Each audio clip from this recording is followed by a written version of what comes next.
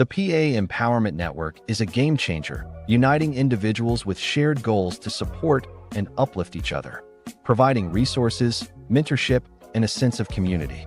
Empowering people means giving them the tools and confidence to thrive and create positive change in their lives and communities. All right, good afternoon. How are we doing this evening? Let's hope everybody's having a blessed and wonderful day. Welcome to the Pipeline. My name is Kendall Stevenson, and we are part of the Empowerment Network. This evening, I have a correction officer here with me, or former correction officer, and he's also the president of the Blackfoot Gun Club. And I asked him to come in today because in the pipeline, if you notice, we got an opportunity to speak to some of the prisoners and tell their experiences about the correctional institution. So this is why I asked him to come on. So, you want to know a story, you got to have both sides of the story. So without further ado, Mr. Derek Sampson, how are you, sir? Greetings, Kendall. I'm very well, thank you. I can't complain. How are you doing today? I got a little cold, but I guess we're gonna manage through this here, man. Be careful. Them summer colds can be brutal. Especially when you start getting mature, as my wife would call it. Yeah. I hear you. But you had a good day, good weekend. Yeah, I can't complain, man. I'm blessed. Any day above ground is a good day for me. You That's know, what we they had say. On we the we right had side some of the grass. exactly. We had some good weather out here today. So yeah, things are well. I can't complain. All right, cool. I asked you to come here because I wanted to ask about your experiences as a correction officer. So Okay. I'm gonna try to get into, I don't know, some just a couple of questions I want to ask you. I'm gonna start out with what would you say the typical day of an inmate is like? Well, first off, let me speak from or let you know my experience. I've got 22 years of correctional experience. And for the most part, I've worked, with the violent criminals for most of it. And Hmm. I'll tell you what, being alive is better than anything else, first and foremost. So what they'll usually do is they'll usually get up. Well, I can only speak to my facility, obviously, because it does Hmm. differ between facilities. But they would basically get up. Sometimes, let's say they have to get up in the morning, first thing in the morning, let's say around 7 o'clock, and make sure that their bunk, their room is presentable. You'll have the officers that will come by and inspect their accommodations. And as long as everything is cool and everything's where it's supposed to be, they can either then go back into bed, or in my facility, they blocked out in tiers. So you had one day where the upper tier would be out, excuse me, not one day, for maybe 2 hours, 2 to 3 hours a day. The top tier would be out during my shift. I work 3 to 11. So Mm. they would be out maybe 2 or 3 hours. You would have chow. After chow, the bottom half would come out. And then I think it was 9 p.m. The that bottom tier would go back in, and then the top tier would come back out. So they get an opportunity to get their exercise throughout the day. And when they're out in a day room, they're just basically socializing. They do what they want. A lot of them exercise. As an officer, you're not supposed to, well, in my facility, you're not supposed to let them, uh, you know, use the staircase to do pull-ups and other things like that, or use chairs to do push-ups, etc. you know, Me as an officer, as long as they were doing something constructive like that, honestly, I didn't have an issue with it. I had the leniency, the leeway to give them some type of leniency, because I'm running my block. I run my block as long as it's quiet and I don't have any issues. You know, there was no problem. So I would let them, do those type of things. But they come out, they get to do what it is that they want to do. A lot of them will, play spades or play games or watch TV. They basically did whatever it is that they wanted to do, as long as they were conducting themselves in an appropriate manner. Mm. So what would you say the most challenging aspect of the job?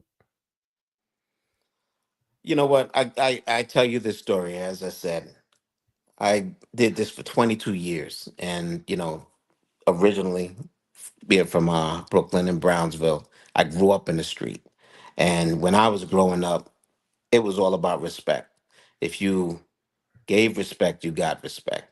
And in jail, whether as an officer or as an inmate, you can't fake the funk. If because inmates have all day to analyze you and see and test to see whether you are really like that or not. So as long as you don't go in there faking, it's not a problem. I never faked. I don't front for anybody. So honestly, I can tell you it was the easiest job I've ever done, to tell you the honest to God's truth. I can speak to a fact that, as I said, after 22 years of my career and working the whole, disciplinary segregation, administrative segregation, and my facility, it was a county facility, but nonetheless, everyone goes through the county. So if you Mhm. have individuals that killed three, four, five people, if they did it in your jurisdiction, they're coming to the county. They're staying in the county. They're pretrial detainees, and let's say they get life. If they get life, they're gonna go upstate, but obviously a life sentence gives you an automatic appeal. Anytime they come down on appeal, they're coming to your facility, and they Mm. will stay there. Some of these court cases, they'll stay there for a year, over a year, whatever it is. So they're housed there. So in a nutshell, I'm saying I really didn't have an issue with anything in jail because I treated people with respect. And 9 times out of 10, they treated me the same way. You have those one or two that are going to test you, but you do what you have to do, and you basically earn respect. And Mm. that was my experience as a correction officer. You'll get a lot of inmates that'll challenge you and this and that. It's an ego thing. A lot of it's an ego thing, but if you de-escalate, if you talk to them, treat them like human beings, if they don't come together, like some of their friends inside jail will be like, hey, that that CO's real cool. You Mhm. need to chill. And they'd speak up for you on your behalf, and you'd basically come to a agreement like, look, I'm here to do my job. As long as you follow the rules, we won't have any issues. So that's my experience. Right. What would you say the most misconcept of people have about prison life? Uh, Biggest misconception there is Yeah, about prison misconception. life. Um, Well, I don't know. I don't not necessarily know. I mean, obviously, people think prison is such a terrible place to be, and the terrible thing about prison for me is the loss of freedom. But Mhm. as far as the assaults that happen in prison, yes, there are assaults that do happen in prison, but I don't believe that they're on the wide scale that people may believe they're on. Not saying that it doesn't happen, but it's a way of life for individuals, and some of these people, they adapt and they adjust very well, and it's becomes, I can tell you stories where I've seen people that leave jail on Friday morning and they're back Friday evening, and by the time they clear and they're able to go back to general pop, maybe 3 or 4 days later, they're coming back on the block and they're celebrated. It's like a family reunion. They're happy, they're excited. It's so it depends, and I know a lot of individuals want to go to state because state offers more programs and more opportunities. People can get educations, they can learn trades, and they can get a job, they can get skills, and there's just more to do. So, like I said, I, jail, I'm not saying anyone should go to jail or should want to go to jail, but I'm just saying it's really, in my eyes, it's really not as bad as people portray it to be. Sounds almost like the military the way you explain it. Yeah, regiment, I, get up I, in the morning. I've, You, I've never been in the military, but mm, you have. yeah, So I have. It sounds very regimented. Up yes, in the morning at the early dawn, you get your inspection. Make sure your room is tight, and you got to stand out in the line. They come in, they inspect the room, and you got to get out there in formation. And after formation, you go on down to the chow hall and have some meals. yeah, So What would you say the most rewarding aspect of this job? But the most, you know what, I got to tell you, the most rewarding thing is if you can change one person's life. If you Mm, can see, if you can see one person, you know, listen, I'm not going to come back here, and they don't come back. That's good. You where I was, you're in the day room, so there were 96 people on a pod, so you divide that in half, so you may have about 40 plus people out at one time. You have to socialize, and whereas I had no problem with it because I was from the street. I have no problem talking to people. So you build up conversations. Now don't get me wrong, there's some conversations that I just don't entertain because I don't want to hear you glorify what you was doing and all of this other stuff. But we can have sensible, reasonable conversations, and you can let me know that this is something that you don't want to be. You want to be with your family, you want to be with your kid, and to see those individuals outside, because that's just it. There's a lot of people that go to jail, they get out, and as an officer, like, if you're an idiot, if you treat people like fools, chances are you're going to see them on the street, depending on where you are. And I'm mm, not the type of person that's going to be looking over my shoulder. mm. So you treat people with respect, and you usually get that. And to be outside and see somebody in a club and then come approach you and buy you a drink, and you chop it up for a while, and they're telling you how well they're doing, and damn well you haven't seen them in the building in 2 or 3 years or whatever it is, and they're working, they're holding it down. That's the most gratifying thing that I got out of being in a facility. There's a lot of relationships you gain, and there's some inmates that were really, really good people, really good people. It's funny. What amazes me is, um, where I worked, there were a lot of where I worked, black officers were in the minority.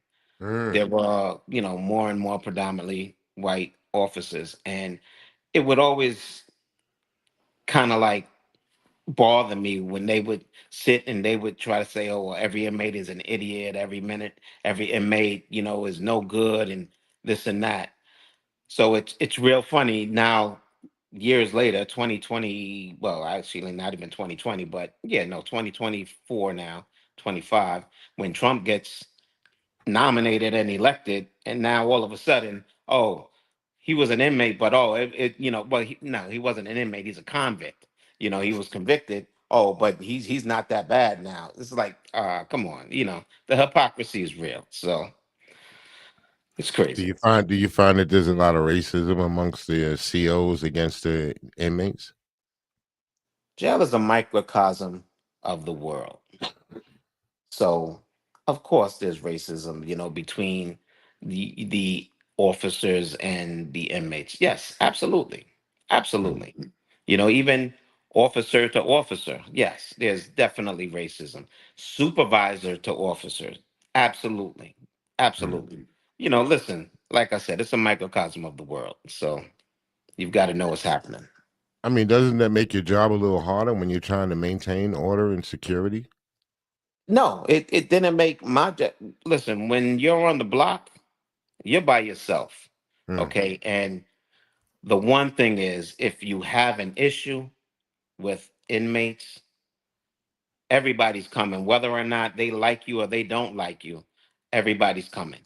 Whoever's supposed to come is going to come.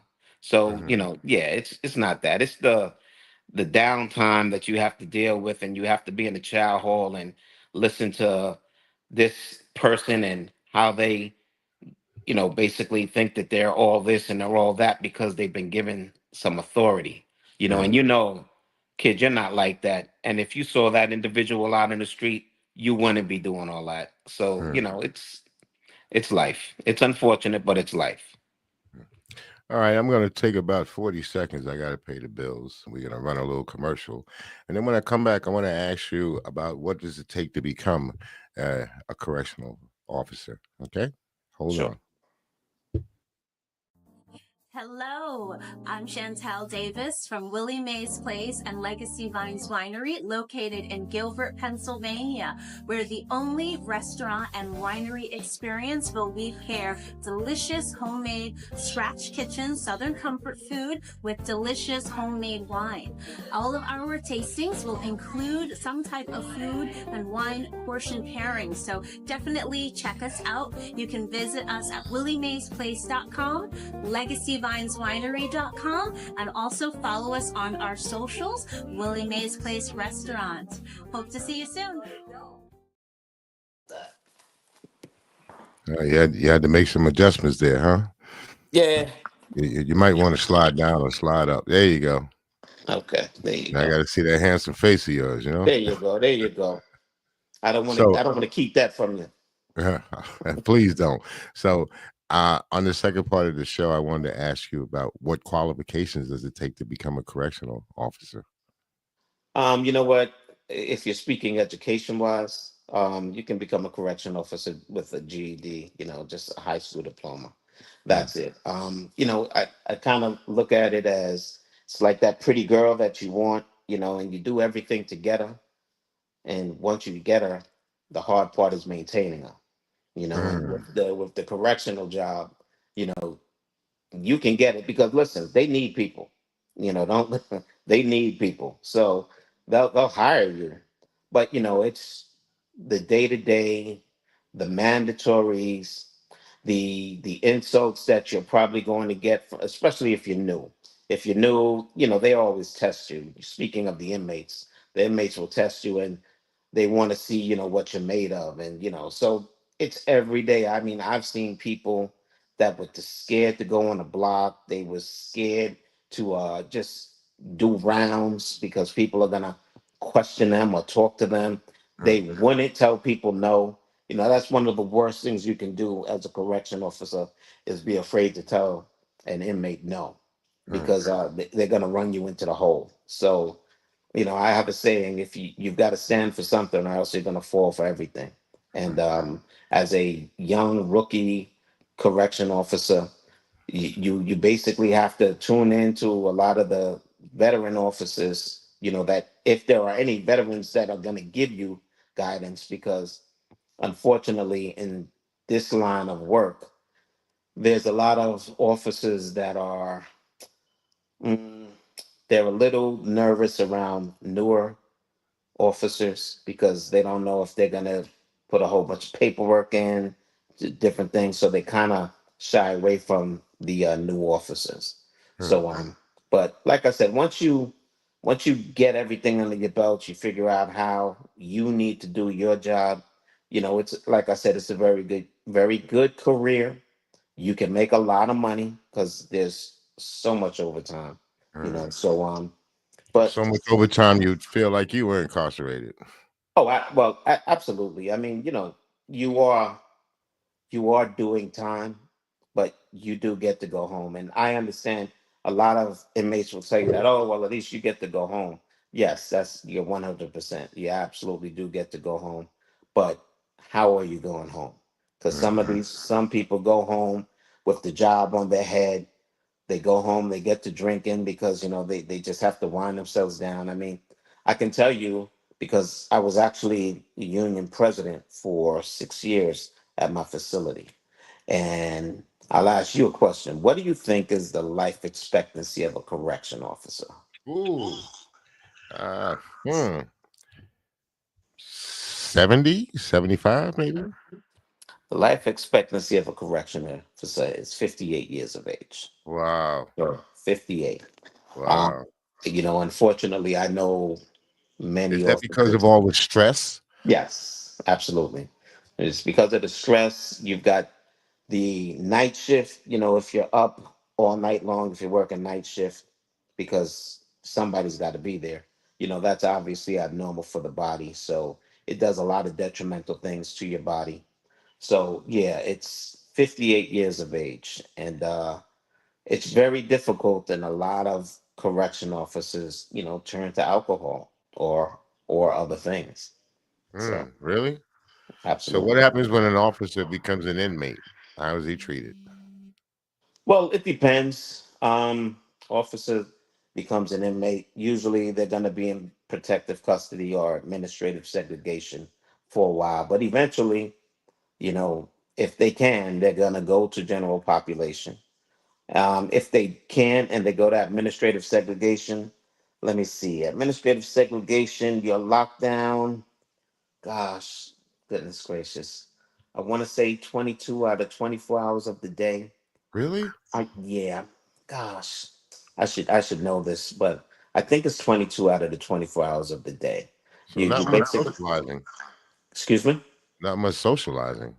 No, you're usually in most cases you're going to be housed by yourself, but that's not in every case. And you only come out for your shower and your phone call. At my facility, you ate in your cell, and you also had, I think, an hour of exercise each day. And some officers would do things, to deter you from taking your exercise, coming first thing in the morning, while you're sleeping, offering you exercise. You don't want to get up and, you don't want to wake up from your sleep. Then, okay, you refused, and now you're not even coming out for exercise. I mean, if So, the guy or the girl used to be an officer, they wouldn't get any little special privileges or, you know. special privileges. Yeah, Man. I mean, Now, there's like your special privileges. You're in an administrative segregation. You might be by yourself. You might be with one other person, and chances are you're going to be on a suicide watch. At uh, least until you're deemed that you want to live. Yeah, but special. Nah. Mm-mm. hmm. The special privileges that you're talking about is administrative segregation. It's not going into general pop.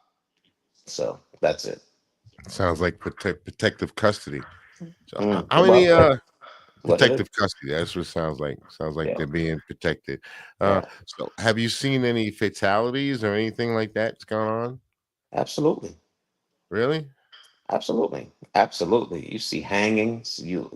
Unfortunately, I've seen inmates and officers that weren't doing too well from different situations, and which unfortunately may have ended up in a fatality. But yes, a lot of people, a lot of inmates may hang themselves. It's important when they first come in. They're basically on a monitoring unit, to just make sure that they're okay, but unfortunately, sometimes they slip through the cracks and you may think they're okay, but they're not okay. Uh, I didn't witness this, but an inmate died on a commode, and I know it was something that overnight, you go and you do your rounds, and it's nighttime, the lights are out, you peep in with your flashlight, and a couple of times the person went and saw the person, like maybe the third time, you say, hey, you all right? And the person wasn't all right. He was dead on the commode. mm. Yeah. So, but Seems I people tell you, hanging up, I've seen people try to hang up. I've actually saved people from hanging up. Yeah, absolutely. wow. I don't know about you, brother, but that sounds like a tough job. I mean, when I was in military, I seen left and right, and I too grew up in Brownsville, Brooklyn. So we've seen a lot of things even before Abs- we got there. Absolutely. So would you say PTSD is another factor for Absolutely. security officers? I mean, A- abs- correctional officers. Absolutely, without a doubt. I mean, it's rough. I mean, there are situations that you have to debrief. They'll bring somebody in to see you. I mean, stabbings. I mean, people seeing people get stabbed a number of times and blooding profusely. Yeah, absolutely. You've seen officers, get hit with things, and yeah, absolutely, concussed, and yeah. So it's a lot of stuff that Do you they give go. you guys any counseling, Well, like yes, you can psychiatric treatment if you need?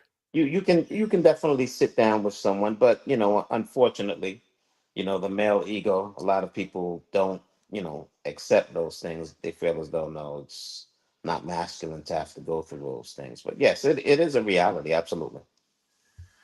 It seems like being a correction officer is a reality check in itself. Um, What I am going to do is we're going to slide over to the gun club. We're going to take the last couple of minutes, and I want you to tell people about the Blackfoot Gun Club. As it says on the marquee, that you guys are the first Black-owned gun club in the Poconos and in the Lehigh Valley area. So, Well, I like to say we are the premier Black Gun Club in the Poconos. I don't know if there's anyone else, but I know no one else is doing it like we're doing it. So, Blackfoot Pocono Gun Club, great organization for the community. We believe in the Second Amendment and the right to carry concealed firearms. As the president, I do not encourage open carry.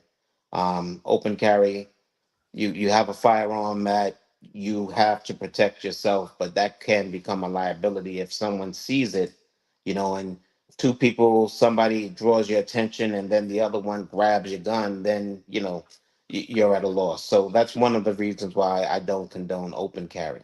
mm, I do condone concealed carry, and we train individuals, we educate individuals in the PA laws. We train them as to how they should conduct themselves being a concealed carry permit owner. And we give them the marksmanship, how to handle different situations. We put them under stressful situations so they know how to handle themselves. God forbid, mm. they have to do something. It's a growing group. The numbers are really nice, and I think we do a lot of positive things for the community. We actually have a fundraiser this weekend, actually on Saturday. It would be nice to see you out there, Kendall. It's at IQ Cigar Lounge. We're having the Spades and Dominoes tournament and You, a you know, fish brother, I'm fry. gonna tell you something. Tomorrow, what is it? The 7th. Saturday is the 7th. Yes, yes, Okay. Uh, Little Bethel Church. yes. I have to be there at 9 o'clock. Nine Then, o'clock in the morning. yeah, and then after that, I got to run over to the roof, the pavilion where they're having Oh, an event there. well, Kendall, ours is going to start at 4:30 in the afternoon, and it's gonna go midnight, something like that. So you've got no excuse not to show your Yeah, I got an face there. excuse. We'll see what my excuse is. I'll find one. Yeah, but I like But to if I'm direct not the there, message. brothers, I know you're gonna have a good time, man, because it's a Yes, sir. spades game, man. How do you not have a good time at a spades game? You Hey, know? spades, dominoes, fish fry. It's obviously And who's alcohol, cooking the fine fish? cigars. That would be myself and my brother Kenneth. So Okay. yeah, we've got a couple of cases of fish here, and we're gonna do it. We're gonna All have a right. good So time. if somebody wanted to get in contact with you, how do we do that? Well, you can check out the website Blackfoot Pocono Gun Club.com. We have a Facebook page, Blackfoot Pocono Gun Club. All right. We have a few brochures and a few flyers out about the town. So, or you could just give me a call. You can give me a call at 718-753-3676. Blackfoot also, we also have another line, but at this time, I'd have to look on my phone and And I what was can't give that you that telephone back. number you gave? You said 718 753 753 3676. 3676. So if somebody wanted to get in contact with you, then that would be the number to call. All right. Absolutely. We have three instructors. They're NRA certified, USCCA certified, a lot of certifications, a lot of things, titles behind their names. Two males, one female. We just have a female that graduated, and she's now our first female instructor. So yeah, we have a lot of women that come out. We're doing like I said, I believe we're doing a lot of positive for the community. Right. Another thing I did want to touch on was you didn't bring it up, but you know the whole recidivism and finding jobs when you are incarcerated and you come out and you're trying to find things in the community. There's a lady by the name of Sharice that works with the Monroe County Bar Association and NCMW. They are trying to complete a creation of a pardon project hub in the Poconos.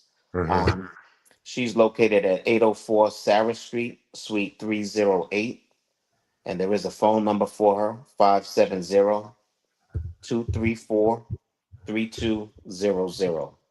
So for those individuals that have been released and they're having trouble, if you get in touch with this young lady, she can possibly help you. And also if you have any concerns about people in New York, I actually also have a connect in Queens that basically does the same thing. So you know, I think that's Fortune House. So Mm, there are definitely things out here. We all know it's difficult out here, as is. But for incarcerated people, yeah, it can be even worse. So, but we're here to help. yeah, I know I didn't ask you all the questions, but I had a bunch more questions. I was trying to get a segue to a part two. Kendall, I guess you'll have to bring me back, brother. I guess I'll have to bring you back. But thank you very much for being a friend of the Empowerment Network. Again, my Absolutely. name is Kendall Stevenson. I'm here with Derek Sampson, and he is the president of the Blackfoot Gun Club. So, as I was always told, be yourself because everybody else is taken, and peace.